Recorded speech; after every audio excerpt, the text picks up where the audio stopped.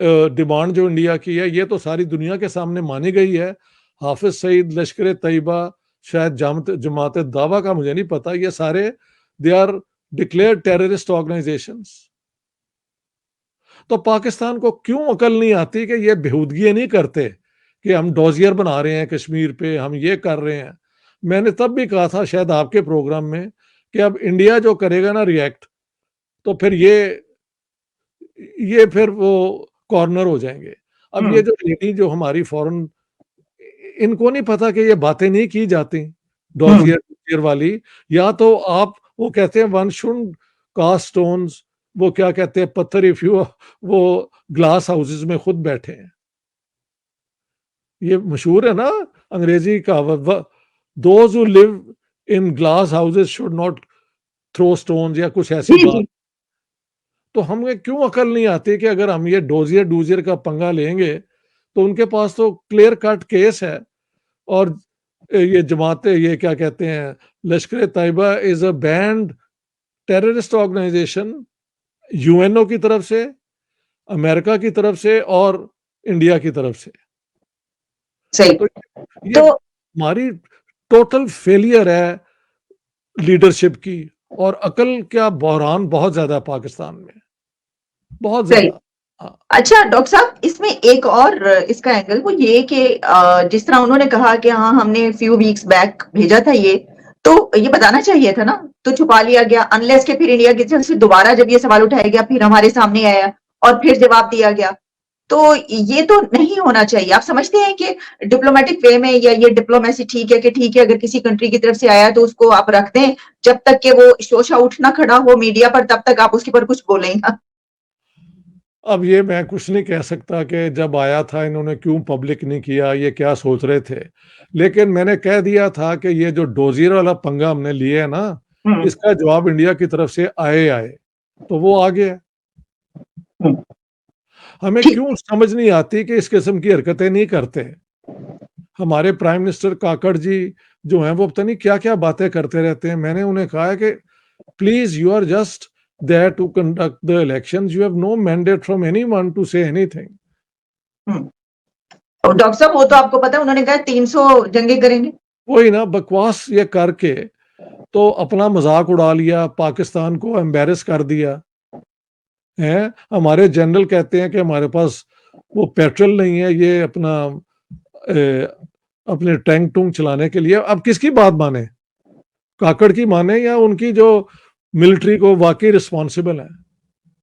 Pakistan has the tendency to shoot itself in its own foot. ये वाली एक अजीब हमारी कैरेक्टरिस्टिक है। हम पंगा ले लेते हैं एंड वी नेवर थिंक कि यार दूसरी तरफ से भी रिएक्शन होता है। मसलन हमारे पास न्यूक्लियर वेपन है, हमारे पास न्यूक्लियर वेपन है, और यार दूसरों के पास भी है। उनकी डिलीवरी सिस्टम हमसे ज्यादा एडवांस है। और अगर आप कहें कि यहूद हनूद और ये नसारा हमारे खिलाफ हैं, तो वो सारों के न्यूक्लियर वेपन फिर आप पे आ जाएंगे ना। कोई अकल किया करो यार। ठीक। अच्छा हाँ। डॉक्टर साहब, आखिरी सवाल ये कि जहां हमारी जो हम देखते हैं कि प्रायोरिटीज ये हैं, वहीं पर एक खबर और आई कि वर्ल्ड बैंक की तरफ से जो है वो ये कहा गया कि पाकिस्तान का जो इकोनॉमिक मॉडल है वो फेल हो चुका है जी जी, और मैंने उसमें देखी इससे थी। हाँ। कुछ नहीं निकलने वाला अब। जी जी, तो ये बिल्कुल ऐसे ही है। अब वो जो हैं आसिम मुनीर साहब ने कहा है कि we want the green revolution, हम ये करना चाहते हैं, वो करना चाहते हैं। गुड, आई एम सेइंग ये पॉजिटिव बातें हैं, लेकिन उसके लिए पूरा माहौल क्रिएट करना पड़ेगा। सिर्फ बातों से कुछ भी नहीं होता। आप अपने प्राइम मिनिस्टर को कहें यार अपने लगाम में रहो, इससे बाहर ना निकलो, फजूल बात ना करो, हमें इसको और करने दो। उससे कुछ करवा दिया, किसी से कुछ करवा दिया है जी। और अब पंगा ये हो गया कि हमको पता नहीं आता। मैंने तो अपने वो फॉरेन मिनिस्टर, वो क्या कहते हैं, फॉरेन मिनिस्ट्री को ये भी सुना है कहते हुए for the first time that we want good relations with India. ये तो खुशी की खबर है। हम्म। हाँ, लेकिन अब कहने की क्या जरूरत है अगर आप पहले डोजियर बना रहे थे उनके खिलाफ। सर वो नवाज शरीफ साहब ने कहा है, मेरा ख्याल है हो नहीं सकता है नहीं, कि फॉरेन हमारी मिनिस्ट्री फॉरेन की। मिनिस्ट्री का भी आया है, मैंने देखा है। अच्छा। हाँ, आया है कि we want good relations with all our neighbours including Bharat. तो वो एक पॉजिटिव है, मैंने नोट कर लिया, तो मुझे उसकी खुशी है। लेकिन अगर आपने ये वाकई बयान देना है तो ये पंगा क्यों लेने की जरूरत थी? वो कहते हैं बिल्कुल ठीक। पंजाबी हुन होर चूपो। हाँ, हुन होर चूपो ना, वो कहते ने कि ਉਹਨੂੰ अपना हाफिज सईद ਨੂੰ हैंडओवर करो, तो वो तुसी करना कोई नहीं। अयोध्या इस समय दिख रही है, दुल्हन की तरह पूरी अयोध्या को सजा दिया गया है, सुरक्षा के पुख्ता इंतजाम किए गए हैं। अब मैं एक बात बताऊं, अगर सुरक्षा अगर नहीं भी होगा ना, तो इस बार हम राम भक्त इतने तैयार हैं ना, इन आतंकवादियों को हम देख लेंगे। कोई भी गलत कुछ करते हुए दिख गया ना, चाहे रोड पे करते हुए, थूकते हुए भी देख लेंगे ना, उस पे भी थप्पड़ मारेंगे। क्योंकि हम अपने अयोध्या धाम को, श्री अयोध्या धाम को अब अपवित्र नहीं होने देंगे। जितने भी गलत विचारधारा के लोग हैं, जो राम का प्रमाण मांगते थे, जो राम का विरोध करते थे, हम उन सभी के लिए अब तैयार हैं। अब हम पहले तो वोट से जवाब देंगे, और रोड पे आप गंद बकोगे तो अपने हाथ या मुंह से जवाब देंगे, सीधी बात है। अपोजिशन का कहना है कि राम मंदिर के नाम पर राजनीति रची जा रही है। मंदिर पहले भी बन सकता था, चुनाव के समय ही क्यों इतनी जल्दबाजी में क्यों प्राण प्रतिष्ठा की जा रही है? अरे मंदिर का तो 2019 में ही नींव रखा गया था। सुनिए, बोलने का मतलब भूमि पूजन तो हो रखा था, अब चुनाव के प्रति जा रहा। एक बात बताऊं, मैं आपको चैनल के माध्यम से क्लियर कर देना चाहता हूं, अगर मंदिर अगर 2000 इस टाइम अगर नहीं भी बनता ना 22 जनवरी को प्राण प्रतिष्ठा, फिर भी बीजेपी आती। बीजेपी को जो करना था वो कर रही है। 370 हटा दी। देखो, प्रोपोगेंडा में और रियलिटी में फर्क होता है। अगर मैं मान लो कल कुछ ऐसे स्टेटमेंट पास कर दूं कि मुझे अयोध्या में चुनाव जीतना है, कल सभी को एक एक BMW गाड़ी बंटवाऊंगा, तो क्या मैं बंटवा दूंगा और अगले दिन जीत जाऊं? जैसे कर्नाटक सरकार जीती थी तो इन्होंने बड़े बड़े वादे किए थे कि हम ये करेंगे वो करेंगे। जैसे ही कांग्रेस सरकार कर्नाटक में आती है, वो बोलती है कि 1 साल तक हमें गवर्नमेंट की कोई भी नई पॉलिसी लॉन्च नहीं कर सकते और हम स्टेट रन नहीं कर सकते, तो 1 साल तक कोई नई परियोजना नहीं होगी। तो ये तो हिपोक्रेसी हो गया ना, एक तरह से प्रोपेगेंडा बन रहा है। बीजेपी ने जो बोला वो किया, 370 हटाने को बोला किया।